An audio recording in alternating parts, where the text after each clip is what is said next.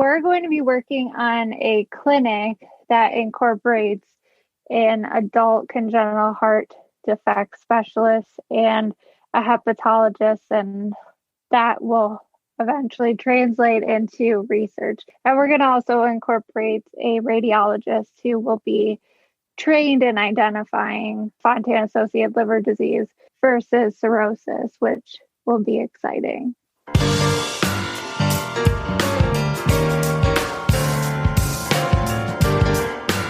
Why would a heart warrior choose to become a nurse practitioner? What does the liver and liver health mean to a Fontan Heart Warrior? What does the future hold for people with single ventricle hearts and compromised livers? Welcome to Heart with Anna. I am Anna Jaworski and your host. I'm also a heart mother. My son is a 26-year-old pharmacy tech at our local hospital. He was born with a single ventricle heart, and he's a Fontan patient too. He is my inspiration and the reason I host this podcast. I'm very excited about today's show to feature a special heart warrior. Today's show is entitled Fontan Heart Warrior, Nurse Practitioner, and Liver Specialist. Mary Rouser is a 29-year-old female with hypoplastic right heart syndrome, atrial septal defect, transposition of the great vessels, and coarctation of the aorta. At 9 days of age, she had the Norwood procedure. Then at 6 months old, she had the Glenn and the Fontan around 2 years of age. After the Fontan, she saw her pediatric cardiologist semi-annually for routine checkups, but overall felt like a normal child. At 15, she started having increased fatigue, which led to a pacemaker defibrillator implantation. She was so inspired by the healthcare providers caring for her that she earned a nurse practitioner degree. She began working as a nurse practitioner in gastroenterology and eventually hepatology. She is passionate about working with congenital heart disease patients with chronic liver disease. She has also become an advocate for the congenital heart, or CHD, community and started a website called Not a Perfect Heart with her mother. Welcome to Heart with Anna, Mary. I'm happy to be here. I'm so happy to have you here. I love it that you have a website with your mom. That's so cool. Yeah, it's been really fun. Well, Mary, you sound a lot like my son. You have a really complex heart and you went through a lot of surgeries when you were young. It must have been difficult to go through another one at 15 after enjoying so many years of good health. Can you tell me what that was like for you to all of a sudden be confronted with your congenital heart disease at 15? Yeah, so that's a really good question. I've been thinking a lot about this time in my life. Being a teenager, you're going through puberty and everything else that you go through as a teenager. So for me, having to be confronted with having surgery, especially a pacemaker defibrillator, which the majority of people that I knew that had a pacemaker defibrillator were older, and I just immediately thought that I was going to die. Oh, so that's scary. Yeah, so it was a lot as a teenager, but I was able to have the surgery and then power through and make sure that I was able to still attend multiple things as a teenager, like prom. I went to a month later with my now husband, so that was pretty fun. Oh my gosh, that's such a sweet story. Wow. Yeah. A month later, you were able to go to prom. You must have had a really quick recovery. Yeah, I think I was in the hospital for probably a week, and then I went home and I was out of school for a long period of time because I remember missing at least about a month, but for whatever reason, I made myself go to prom. That was my goal. And my grandma actually handmade my dress because there was no way I was going to go and try on dresses during that period, you know. Oh my gosh. Well, that was such a sweet and supportive thing to do for you. Yeah. Now, did you show your scar with your prom dress or was it covered up?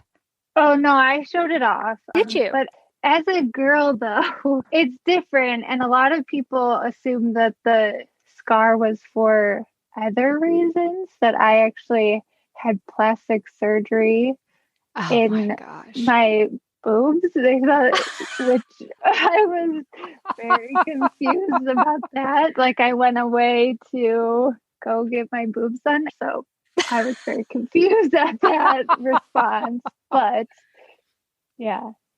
Wow. Okay. So this experience that you had really changed your life, though, didn't it? It definitely did. Yes. So a month after I went to prom, and then 2 months after, I actually was inappropriately shocked while driving. Oh. So, yeah, which is not great. Nobody wants to get shocked. So that was terrifying. Yeah, especially while driving. I've had friends who have told me that when they got shocked, if they were sitting on a chair, it knocked them out of their chair. Yeah, it definitely did that. Oh my gosh. And I didn't know what was occurring because I had never been shocked before. I'd asked the pacemaker nurse what it would feel like. And I mean, how is she supposed to know? Right, right. Wow. I mean, it's probably even difficult for you to totally explain it. It is. But later in life, I did get shocked again 15 times. So I kind of have a better idea. 15 times by your device? Yeah. In a row? Yeah. Oh my gosh, what happened? At that time, my lead head broke. Both times were inappropriate. It should not have happened. So it feels like your body's being completely electrocuted from top to bottom and you're being kicked over and over. They say kicked like a donkey, but I've never been kicked by a donkey, so I don't know what that would feel like. Mm-hmm. It's not a pleasant experience. 15 times in a row. That's just amazing. So did you immediately go to the hospital after that? Yeah, I called 911. I tried to call my parents. Of course, they didn't answer. And I'm sure they both feel very bad about that at this point. Yeah, so my battery was dying as well. So I had to get both my battery and the lead replaced. So that was another open heart surgery, right? Yeah, and that was during nursing school. Oh my gosh, during nursing school. Wow. Yeah. Well, then that wasn't terribly much later, was it? No, it was about 5 years later. So it didn't last as long as you're told. You're told it's supposed to last between 5 to 10 years, and mine just made the 5-year mark. So, okay. So then you had to have new leads put in. You had to have a new battery put in. Yeah. And how have you done since then? Since then, I've done fine. I would say I've learned lifestyle management as far as diet, exercise, and I've made changes in my life to make sure that my heart and overall health has been a priority, because I would say during school, you're more focused on getting the necessary tasks done, and the stress of that affects your body. So now that I don't, and those things affecting me so much, I can kind of focus on my health, which has been nice for kind of once. That is nice. Yes. Tell me what it was about your healthcare team that inspired you to follow in their footsteps, Mary. They always made me feel like I was their only patient and that my health was number one priority to them. And they made me feel like part of this little family, which was just amazing. And they always answered my questions. They took as much time as I needed to explain things. And when I was looking into nursing school and then nurse practitioner school, they let me follow them. It was just so helpful to get a good picture of what I wanted to give to my patients eventually and what I wanted for my own healthcare. So that was really inspiring just overall.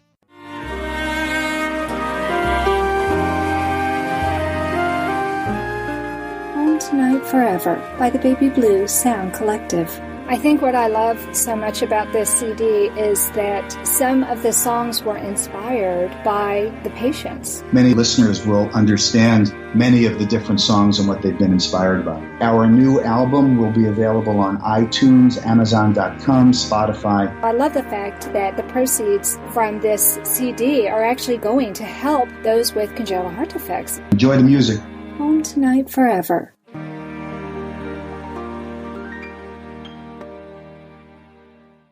This content is not intended to be a substitute for professional medical advice, diagnosis, or treatment. The opinions expressed in the podcast are not those of Hearts Unite the Globe, but of the hosts and guests, and are intended to spark discussion about issues pertaining to congenital heart disease or bereavement.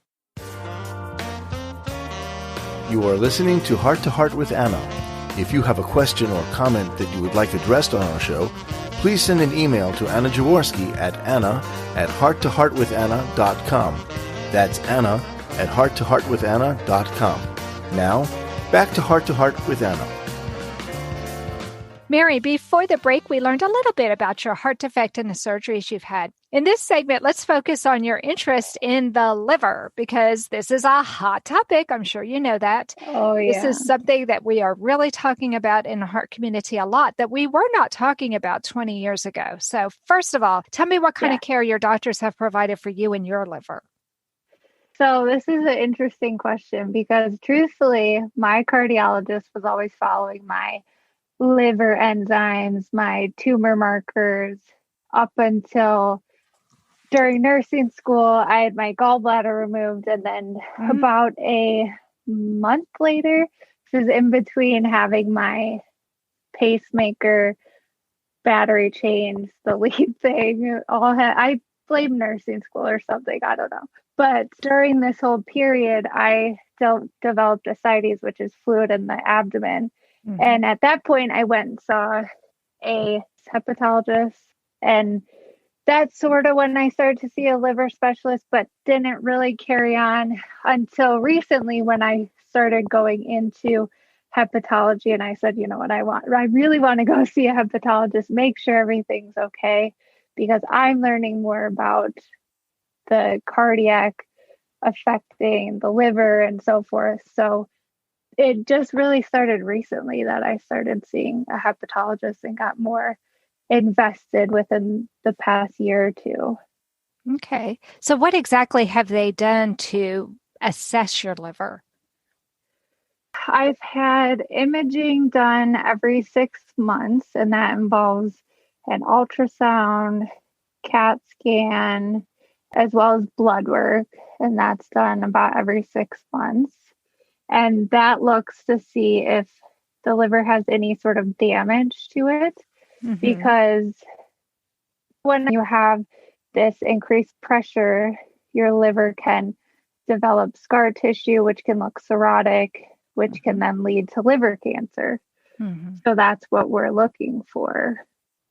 Okay. But often, if you have a radiologist that isn't knowledgeable about this, they can mistake the appearance of a congested liver for cirrhosis, which is where there needs to be more information and research. Right. So now we're talking about FALD, or Fontan-associated liver disease. That wasn't even an expression 20 years ago.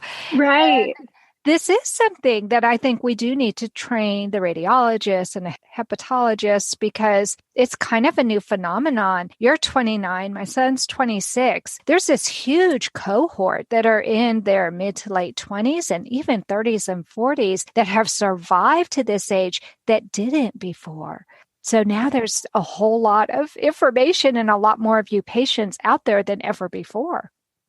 Yeah, it's amazing how many of us are surviving now. And now we're kind of dealing with this, oh my gosh, all these people are surviving. And now all these quote unquote complications from the surgery 20, 30 years ago. Now we have to make sure that their health long-term is okay. Right. So they're looking at these other things like the liver and so forth. So there's a lot missing as far as the research and knowledge. I don't think it's as developed yet as it needs to be.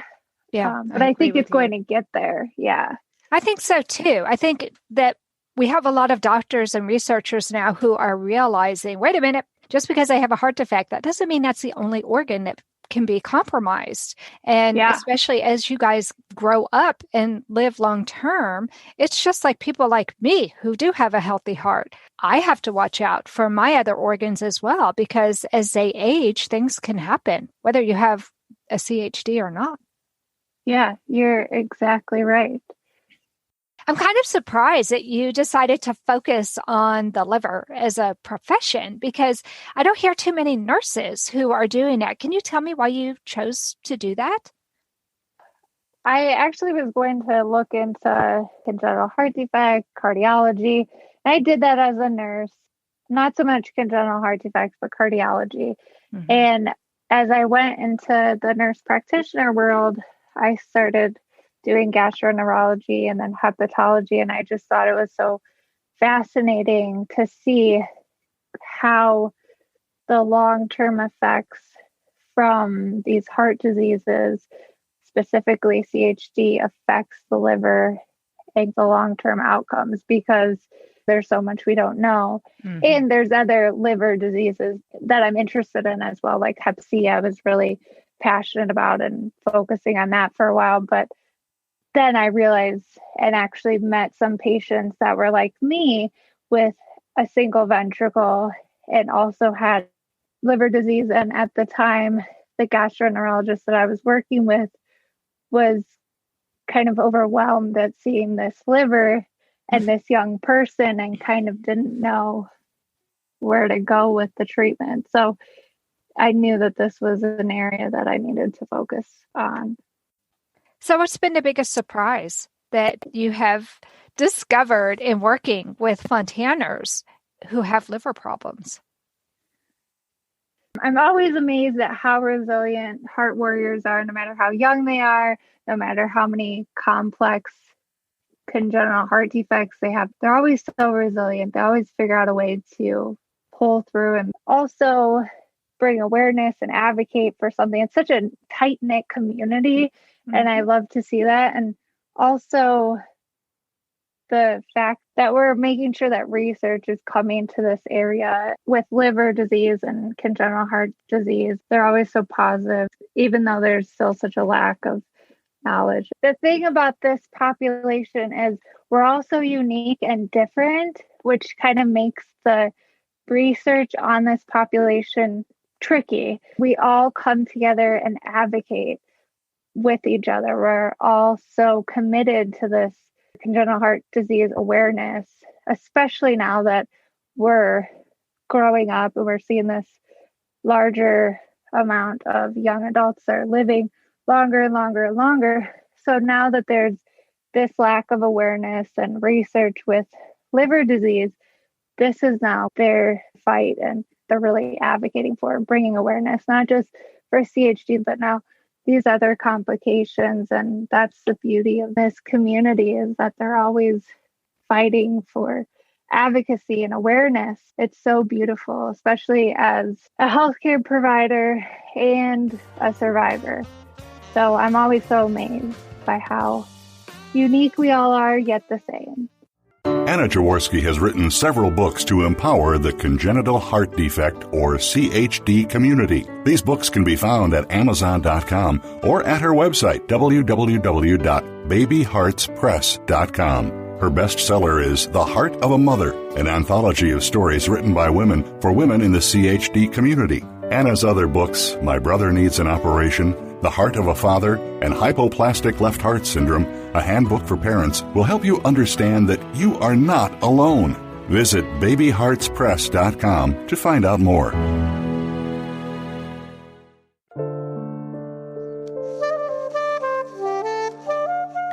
Heart to Heart with Anna is a presentation of Hearts Unite the Globe and is part of the Hug Podcast Network.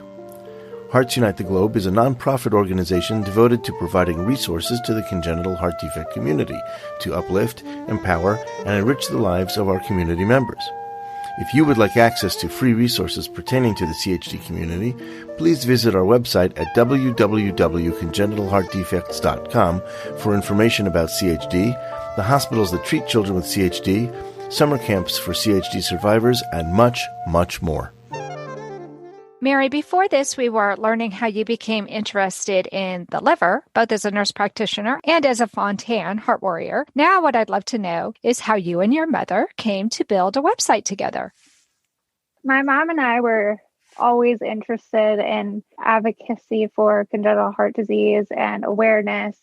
And originally, we wanted to physically make a blanket or hats that we could gift to kids in hospitals.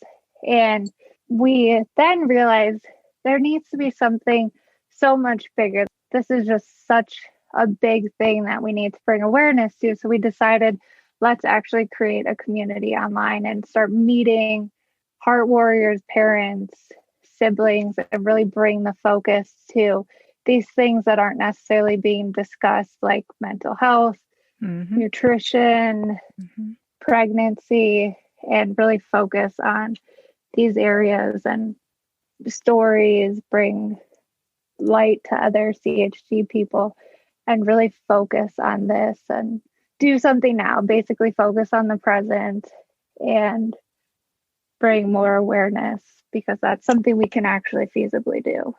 I love it. And before the show, you were telling me that you're putting together a podcast. Is that also towards the same goal of creating community and bringing awareness to all these different topics? Yes, we are working on a podcast. I'll be the main person that will be talking. My mom will slip in there every once in a while, but I will be the host. And I do want to focus on awareness, advocacy. Like I said, the main topics that I also want to touch on is mental health, nutrition, focus on bringing awareness to the things that people aren't really talking about and they should be talking about, because these things do really affect congenital heart defect survivors, parents, siblings, and they need to be addressed just as much as bringing awareness to congenital heart defects and the liver disease and all those other things, but these also need to be addressed. Oh, I agree with you 100%. My podcast last year in 2020, that was the number one downloaded podcast, was the one on mental health and heart moms. So amazing. That is definitely something that we need to address and talk about. And 26 years ago and 29 years ago, nobody was talking about the mental health of the moms. I mean, it's very traumatic to have a child with a heart defect and have to hand that baby over to a surgeon without knowing what the outcome is going to be. It's really scary. Yeah.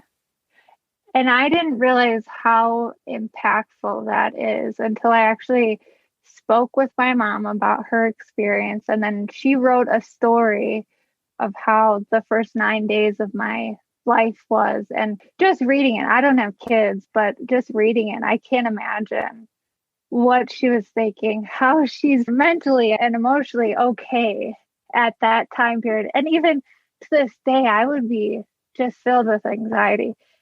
That's the reality, but nobody is sitting there going, you probably should be speaking with a therapist or a social worker. Let's get you help as well. I don't know if they do that now, but that is something that I think needs to be addressed and brought to light a little bit more.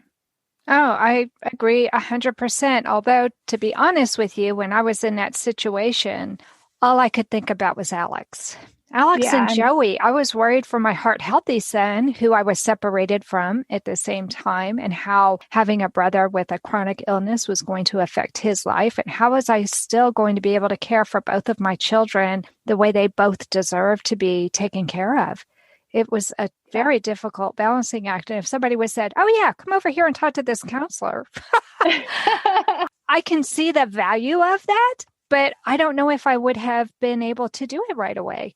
Maybe in a hospital, they should do that because you have nowhere else to be. But after you go home, it's kind of overwhelming, all the different tasks that you have in front of you, especially if you have a child who goes home, who has a feeding tube, who has physical therapy and speech therapy and occupational therapy and all these other different therapies that they have to go to. Unless we could work in therapy for mom while the kid is having therapy. Different person. That's what we need to set up. You have therapy and then we have therapy. Yeah, it's a tough thing to figure out. It's a tough I don't have the balancing perfect. act. Yeah. I don't think there's a perfect answer, but that would be a way that we could do it, because we would know that our children were safe with somebody else doing what they need to do while we were attending to ourselves. And I don't think any of the hospitals have figured that out, but I didn't leave my son with a babysitter until he was 4 years old. I was too afraid something might happen. And if I wasn't right there, I would blame myself for the rest of my life if something happened to him, you know? Oh, yeah. So, I think my mom was the same way. She didn't leave me for several years either. I get it, though. I completely understand where she was coming from. I think it's lovely that the two of you are exploring this together, and now you have empathy for your mom. But part of it is that you're a woman yourself now. So you have life experience behind you that you can actually look more objectively at what your mom went through. Do you have plans to be a mother yourself? Yes. We are looking into adoption at this point because I can't physically carry a kid, which I'm okay with. And I don't really want to do surrogacy. My husband was adopted by his maternal grandmother, so he has that connection. And we feel like if there's already a child that's coming into the world, we want to help them. So we're excited about going down that road as well. That's wonderful. Well, before we end this program, and I cannot believe that our time is almost up already. This has gone by so fast. You're going to have to come back and talk about what it was like with the adoption. I have done a couple of shows on adoption, but it's something that my husband and I talked about decades ago, and we ended up not doing because as we were investigating adoption, I got pregnant. Oh my gosh. Yeah. So all of a sudden that had to be put on the back burner. But I strongly believe in adoption as an option for motherhood. And there are so many children out there who really, really need a loving family. I think it's lovely that you and your husband are considering that. But before we go, I do not have many liver specialists on my show. So I want to ask you what the future looks like from a personal experience and from a professional experience for Fontaners who might have liver problems.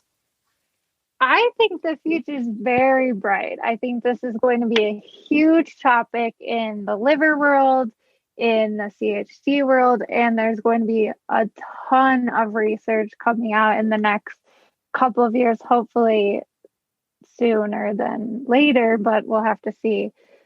But I think it's going to be bright and amazing and just a huge, huge change, hopefully, because there hasn't been a lot of change in this world for CHD. So I'm hoping there will be a lot of change and exciting things coming.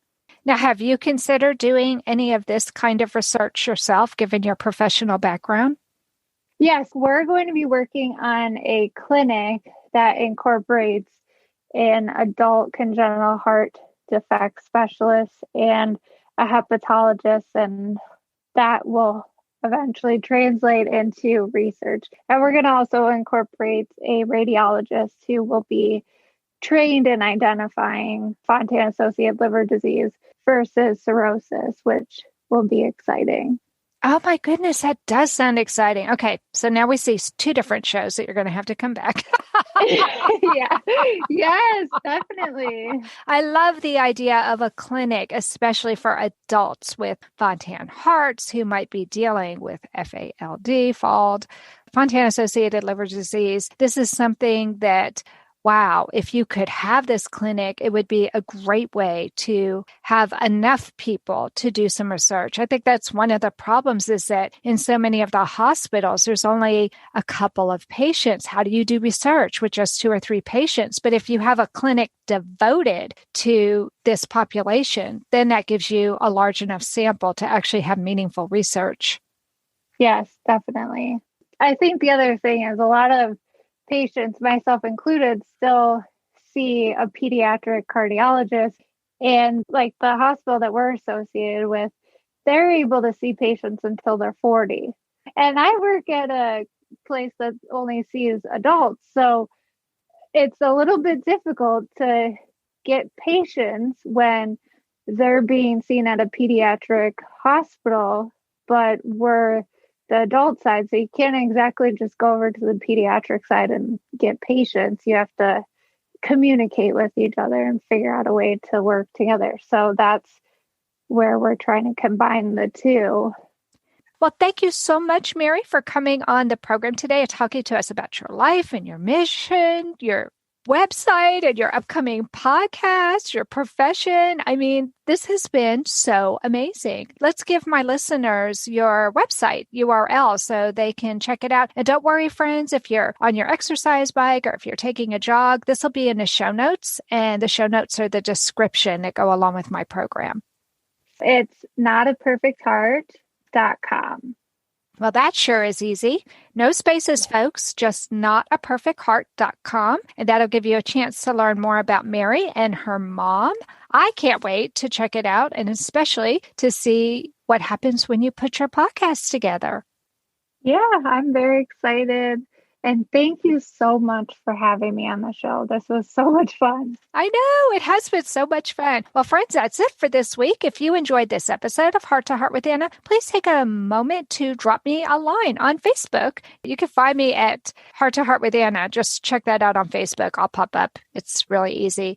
Or you can go to my website, hearttoheartwithanna.com. Let me know what you liked about the episode. And remember, my friends, you are not alone. Thank you again for joining us this week.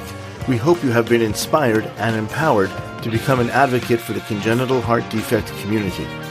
Heart to Heart with Anna, with your host Anna Jaworski, can be heard every Tuesday at 12 noon Eastern Time.